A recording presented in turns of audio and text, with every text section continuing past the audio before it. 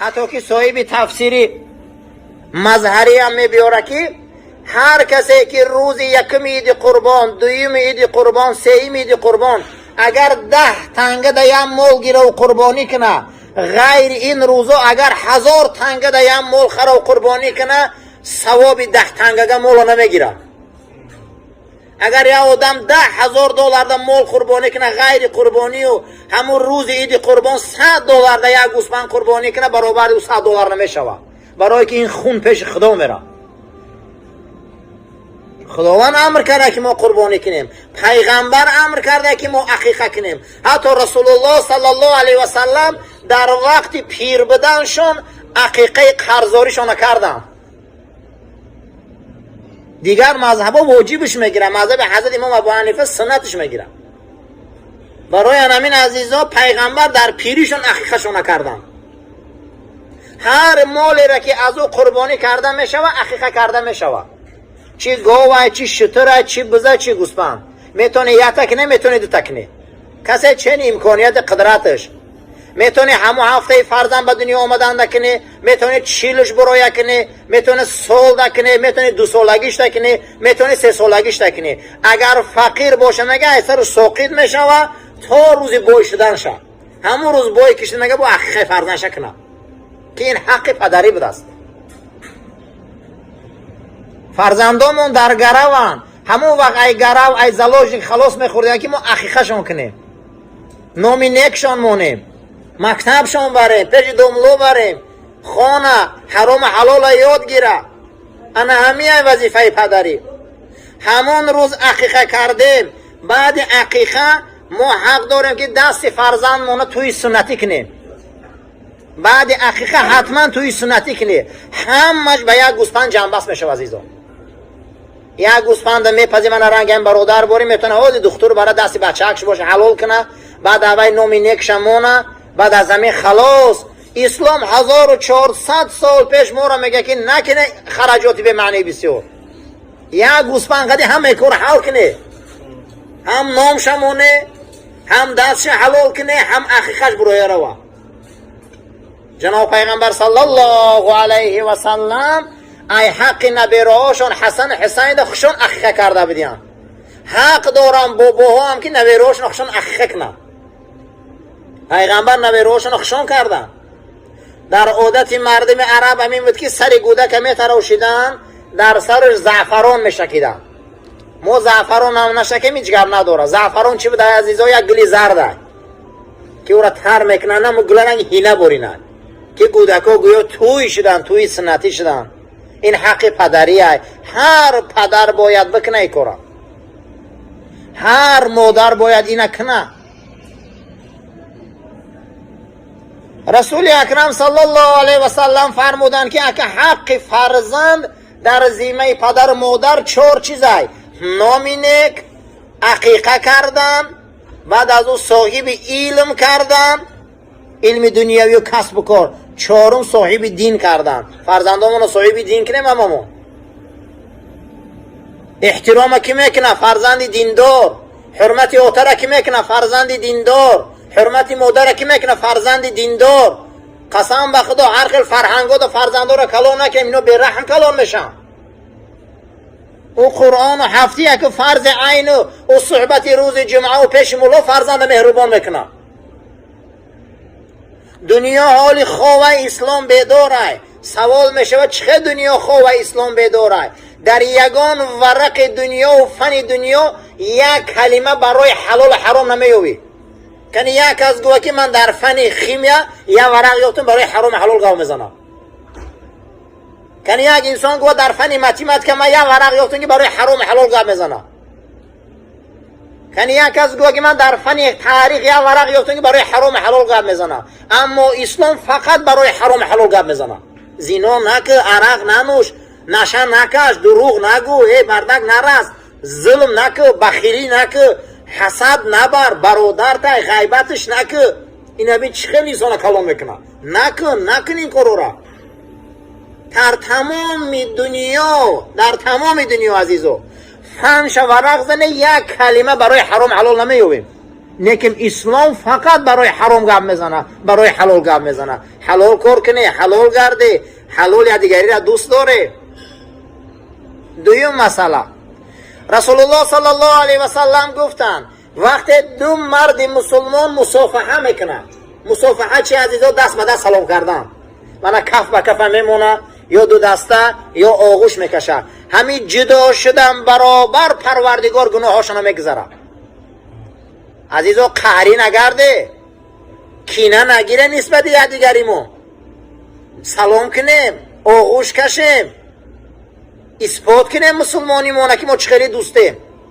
پیغمبری ما دعا میکنه که لا تجعل فی قلوبنا غله، خدایا در درون دل من غیل، چرکنی و بخیلی و افلاسی و دشمنی را جا نته نسبت مسلمانو. نخواه مسلمان درون چرکین باشه، نخواه مسلمان دلش بخیلی باشه. ما میدونیم مردن حقه، ما قیامت به باور داریم و پگه با نمیخیل میخیزیم، یا دیگریمون هم میبینیم، لیکن انامون رو نسبت یا دیگریمون چی عملی ناشایسته کنی به اشکار میشوه. انمی دویم کار امروز در بین جامعه مسلمان ها انمی رفته سر، به حد بخیل زیاد شده، به حد دروغگو زیاد شده، به حد حرام خور زیاد شده، به حد یک دیگر بدبینی زیاد شده، به حد یک خیلی انسان میبیاید در اکثر معرکه ها ده میگه فلانی شتگه همین جا نمید رویا. عزیز وقتی تو نماز میخونی، روزه میگیری، میگی من مسلمانم، چه خیلی برادری مسلمان تو بد میبینی، چه خیلی مسلمان تو شوم میبینی. و برادر تای و برادر ایمانی تای. حتما کسی مسلمان قد دست به دست سلام میکنه خداوند همه گناهاش میگذشته. مسلمان ها را دوست داریم و دیگریمون حرمت کنیم. او قد دنیای نیست. هر روز فهمیدیم که یک کسی برده میمونه در خونه قبرش، هر روز شاید که بدانه آینده یا پگاه یا یک سال بعد نوبت یک ایموه چی در گور خفه رفتن بالای تابوتی هر یک تمانده میگن که حق الله یا حق العبد. حق الله همینه که نماز روزه نخونده باشه به خدا مسپاره میشه، که یا نگرفته باشه عملی ناشایسته کرده باشه به خدا مسپاره میشه. حق العبد همینه که سر شپلاق زده، آزار داده، غیبت کرده، یک انسان حقش پامال کرده برادرها بخششه. اگر نبخشه چی؟ اگر نبخشه چی؟ پیغمبر صلی الله علیه و سلم میفرمایند کسی یک مسلمان ناحق یک شپلاق میزنه روز قیامت خداوند نیمی زمینه در تخت پوش میمونده که تو چی من مسلمان یک شپلاق به هیچ میزنی. برای همین کسی را زدیم، آزار دادیم، حقش خوردیم، حالی هم زنده بیا بریم توبه کنیم، یا دیگری مون بخشیم که اون روز در تابوت مورا میمونم با اوجا نگوان حق العبد اگر دیگری تا بخشه، یا که نگوهای دستمون چی میبیو. خداوند یگانه برای همین به قوت های. اگر پنجم من راست کنم هر یک دانه چلیکای من شکستن آسان های، اما من مشت کنم نمیتونش که شکستن. چه با خدا بزرگه برای که یگانه ما هم یک گپه شویم، ما هم یگانه شویم، یک جا را گوش کنیم، اتحادمون قوی باشه، یا رئیس گوش کنیم، یا کلانمون گوش کنیم، قسم به خدا ما هم به قوت میشیم. پراکندگیمون، بمعنیگیمون هیچ جا در قدر قیمت نداشتنمون ایران پراکندگیمون هست. هر یک قوم و قبیله یا دیگر را دوست داره برادر، یا دیگر را حرمت کنه، قهرگی ها را بخشه، آغوش کشه. قسم به خدا هم فیض میشه، هم برکت میشه، هم عزت میشه، هم آبرو. جناب پیغمبر صلی الله علیه و سلم فرمودن هر کسی که یک فرزند دار میشه، یا دختر یا بچه، وقتی که او عقیقه میکنه، گوسفندم میکشه، او را خوراک میپزه، آورده در پیش مردم مهمانو میمونه. در یک روایت در بخارا زمین خمان اصلا در مسجد میکردین عقیقه را. در کجا میکردین؟ در مسجد میکردین. حتی همون استخوان‌هایی که ای بدن عقیقه میبرامده، همون استخوان‌ها را جمع میکردین که سگم نخره، برده در جا گور میکردین که پیغمبر گفتگی بوده است که مال عقیقه مالی به برکت است. حتی همین کارا در بخارا بوده است که همون استخوان‌های همون هم جمع میکردین که این مالی به برکت است. خونی قربانی و برکت است. برای چه خونی قربانی و برکت؟ من اگه قربانی را نزدیک شده، همون روزی که کورچه را در گلوی قربانی میمونی بسم الله الله اکبر گفته میکشی، همون خون در زمین نرسیده خدا گناه صاحب قربانی را میگذاره. او گوه که برای توی میکشی، برای تماشا میکشی، برای معرکه میکشی، او یک برابر یک دانه انمی قیل قربانی نمیشوه. باید قربانی در روزگی خدای. پیغمبر صلی الله علیه و سلم فرمودند که فرزندان شما در رهنن، در زلاجنیکن. چیکار کنه که فرزندای شما ای زلاجنیک خلاص شوند، ای رهن خلاص شوند؟ ای فرستاده خدا چیکار کنیم؟ پیغمبر میپرسن، میگه یک گوسفند بگیره، او را قربانی کنه، دست و پاش شکنه، معنی چی؟ پوستش کنه، او را خوراک پزه، اوقات پزه، همسایه و حق اطراف و خیشتون دعوت کنه، همون بخرند، حق فرزند شما دعا کنن، فرزند شما از گره و در نزد خدا خلاص میشه. ای زلاجنی یعنی عقیقه کنه فرزنداتون. عقیقه ای آق گرفته میشوه. آدم وقتی اوتا و آتش حرمت نکنه میگن آق پدر. هم خیلی کلمه هست یا؟ اگر کسی همین در حق فرزندش نکنه باید میشه آق فرزند. پدرها هم آق میشیدیم، مادرها هم آق میشیدیم. انا میرم میگن عقیقه ای همین آق گرفته میشوه. یعنی که حق فرزندی الله جل و علا شانه از یک قطره آب برای یک فرزند نازنین داد. شکرانش همینه که یکم فرزند مسلمان وقتی به دنیا میبیه او را به اذان و قامت پیشواز میگیرن. در گوش راستش میگن اذان، در گوش چپش میگن قامت. این اگه سنت اسلام چی با؟ پیغمبر خدا گفتن جین بده با نام ام سیبیان. یا جین بده نامش چی بده است؟ ام سیبیان یعنی ابلیس بده. همه ما ایمان داریم من شیطان هست. البته یعنی نیروی هست که اون نیروی فیزیکی نیست که بیایه اون قپا و ما را برای محکم کنه. اون نیروی فیزیکی نیست، اون نیروی روحی هست. خداوند و خلق کرده نامش مانده ابلیس. ابلیس اصلا این کلمه یونانی است. در قرآن 11 جا ده کلمه آدم اومده، 11 جا ده کلمه ابلیس. کسی که آدم شوه فقط ابلیس غمتیه. من بینین که ابلیس داریم. ابلیس چیه؟ ابلیس همین دیابلوس، همون دیویل، یا مردمی مقصد دیگه انگلیچنا میگن که دیول، همون نفر نیرویه که ای رحمت دور. در حق وی رحمت نیست، همون یک نیرویه که از کار خوب دور. نام وی میگن ابلیس. نام وی ابلیس. یک ابلیس بوده است که نام او بوده ام سیبیان. همون روزی که فرزند به دنیا می اومده، این اومده فرزند غم می داده.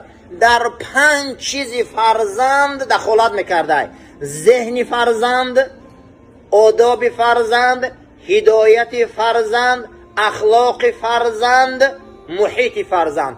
5 چیز اگر همون می اومده نزدیک میشده، 5 چیزی فرزند مسلمان رو ویران میکرده. پیغمبر گفت شما از آن گو ام سیبیان دفن میشوه. ما کودکان به دنیا میبید در گوشون چی میگن؟ یکم از آن چی به همون جین روه. حضرت سلیمان علیه السلام پیامبر الهی همین جین قبیده بوده است. در زمانی که حضرت با جین و شیطان چی بودن؟ در زمان جین آشکار بودن، اما رخصت الهی نبوده برای نابود کردنش. هر انسانی که از آن قامت نمیگه در گوش فرزندش، این جین در توفیق هدایت و اخلاق فرزندش ضرر میرسونده.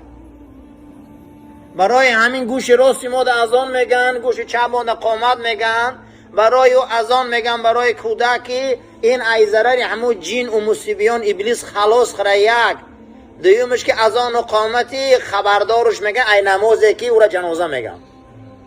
دو معنی داره از آن. ما سبحان الله همه ما با از آن به دنیا آمدگیم. در بیخ گوش ما از آن گفتگیم، در بیخ گوش ما قامت گفتگیم. بعد از این دویم چیزی بزرگ چیه؟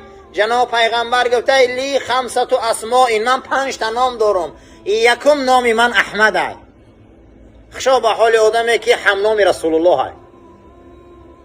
یکم نام من احمد است، دویم نام من باعث است، سیم نام من حاشر است. برای که روز قیامت من قدم میزنم، گفت ایتگ قدم من امتم خستن میگیره. من در قیامت میستم، گفت من حاشرم، اطرافی من در جمع میشه همه. نامش حاشر بده. چهارم نام پیغمبر محمود بده. پنجم نام پیغمبر که در دنیا مشهوره محمد بده صلی الله علیه و سلم. ما امت شیم. خشا به حال آدمایی که 5 نام میمونن فرزنداشون ده. رسول الله صلی الله علیه و سلم گفت کسی 3 نام ای فرزنداش در خاندانش 3 نامی من امونه، خاندان وی در کمبغلی ابدالآباد نمیبیو. کسی 3 فرزندش نامی رسول الله مونه، کدام ای فرستاده خدا؟ گفت محمد، محمود، مختار. کسی 3 فرزندش 3 نامی رسول الله را مونه، یک نام پیغمبر مختار هم بده. اگر کسی 3 نام مونه، گفت در خونه و کمبغلی نمی بیای ابدالآباد، فقیری نمی اومده، فقط به دولت میشده. رسول الله صلی الله علیه و سلم فرمودن فرزنداتون به 5 جهت نام مونه، به 5 جهت نام مونه. یکم اسماء الحسنا مونه، 99 تا نام خدا، عبدالاحد، عبدالقادر، عبدالستار، عبدالواحد، 99 تا نام خدا رو فرزنداتون یاد شمونه. ای اولش به کلمه عبد. دویم نامای رسول الله را مونه، احمد و محمود و حامد و این. سیم نام بزرگای دین مونه، ابوبکر و عمر و عثمان و علی و خالد و حمزه. چهارم نامای رمانه که به دین پیوستگی کنه، غیاث الدین، ریاض الدین، شمس الدین، قمر الدین. ایخه ناممونه. پنجم هر نامی را که در داخل او عزیزا در ترجمهش غلط نباشه، مثل خورشید، مثل مهتاب، مثل یک نامای مونه که ترجمهش به معنی نباشه. پیش حضرت عمر یک مرد میبیو، ای فرزند شکایت میکنه، میگه فرزندم حرمتم نمیکنه، به حد غمو میتیه. میگه من فقط دعای بعدش میکنم، این عق شدگیه. بچهش هم میبیو، میگه پدر امیر المومنین، همین پدری منه. همین فرزنده هم در ذمه اوتا حق دارن؟ میگه بله حق دارن. میگه چی حق دارن؟ میگه یکم همینه که نامی نیک باید فرزندمونی.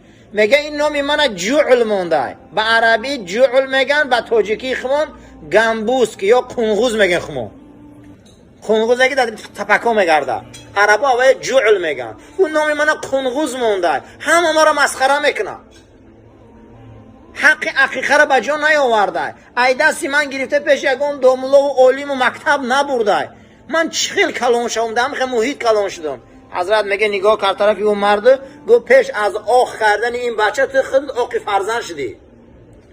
اون فرزند امانت خدا های.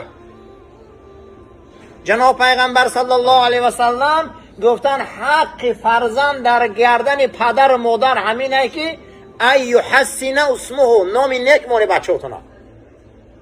نامی نیک موندن سنت رسول الله های، عقیقه کردن سنت رسول الله های، پیش داملا و عالم بردن سنت رسول الله های، مکتب و مدرسه و اینستیتوت برده صاحب نامه های کمال کردن و فرزند عالم کردن سنت رسول الله های. این فرزند امانت های.